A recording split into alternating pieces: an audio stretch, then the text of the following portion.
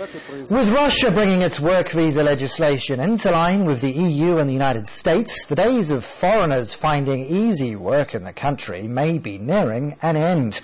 Now, many foreigners have been working without official work permits. As Sarah Chappell now looks at the challenges facing both staff and employers. Queuing up for answers.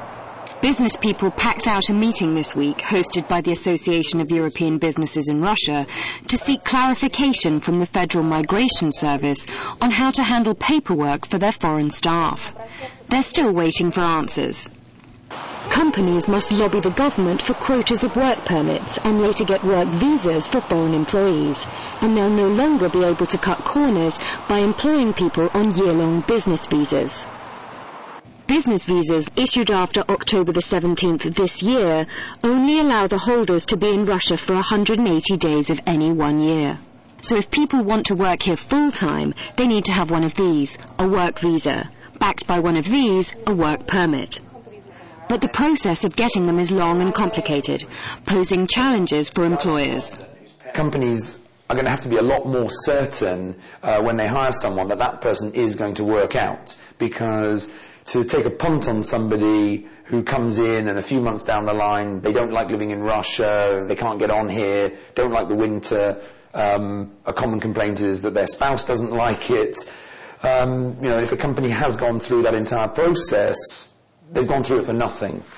Several foreigners working on business visas for small companies or on a freelance basis told Business Today off camera that they don't know if their companies have been complying with regulations in the past and have no confidence they'll be able to meet the new requirements.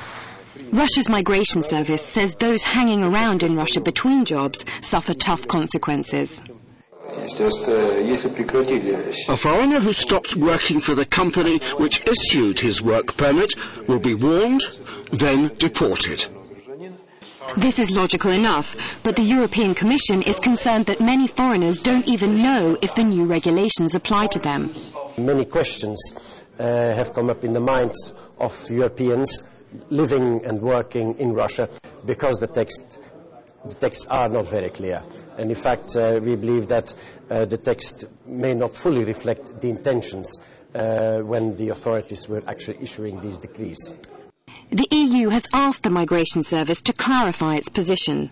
The service says it will consider putting a clarification on its website. But for now, many foreigners remain in the dark.